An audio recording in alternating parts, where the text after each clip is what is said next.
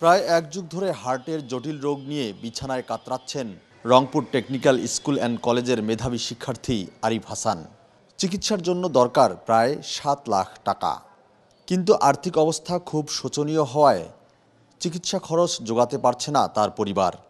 বিষয়টি জানাজানি হলে এই মেধাবী শিক্ষার্থীকে নিয়ে সংবাদ প্রচার করে চ্যানেল 24। এরপরে আরিফকে সহযোগিতা করতে এগিয়ে আসে তার নিজ শিক্ষা প্রতিষ্ঠান রংপুর সরকারি টেকনিক্যাল স্কুল অ্যান্ড কলেজ।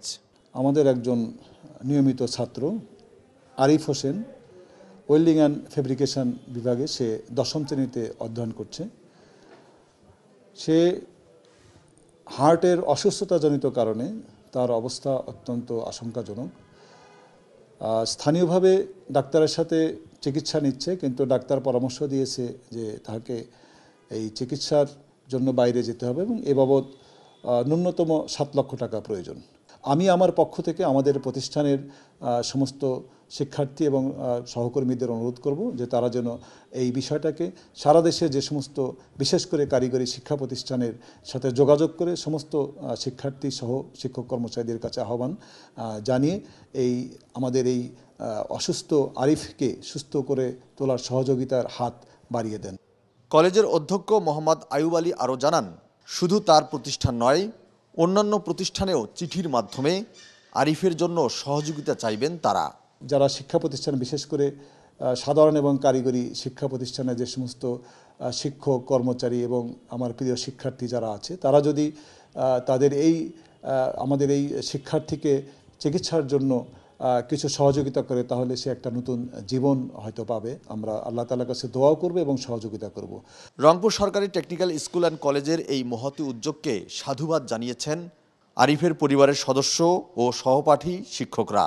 আমার ভাই অসুস্থ, এই কথা আমরা তার শিক্ষা প্রতিষ্ঠানে জানাই যে তার অধ্যক্ষ এবং সকল শিক্ষক আমাদেরকে বলেছেন যে তারা আমাদেরকে সহযোগিতা করবে। এতে আমি এবং আমার পরিবার আমরা অনেক খুশি আর কি। অত্যন্ত মেধাবী ছাত্র মোহাম্মদ আরিফ হাসান ১০ম শ্রেণী ২য় শিফটের।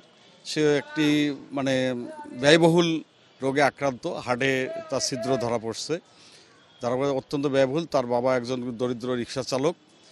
সেই প্রেক্ষিতে তার চিকিৎসার জন্য এখানে ঢাকায় এবং রংপুরে যোগাযোগ করার ফলে এবং তো বেশ কিছু টাকা খরচ হয়েছে। আরও আনুমানিক ডাক্তারদের সুপারিশে তাকে উন্নত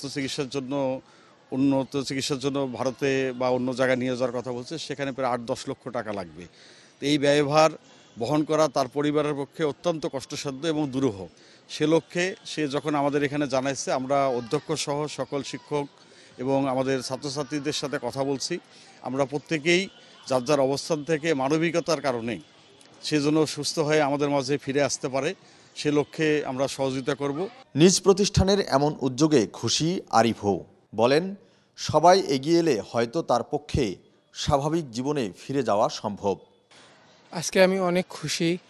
আমার স্কুলের অধ্যক্ষ স্যার এবং আরও অনেক স্যার এগিয়ে এসছে আমার পাশে, এই জন্য আমি আজকে অনেক খুশি।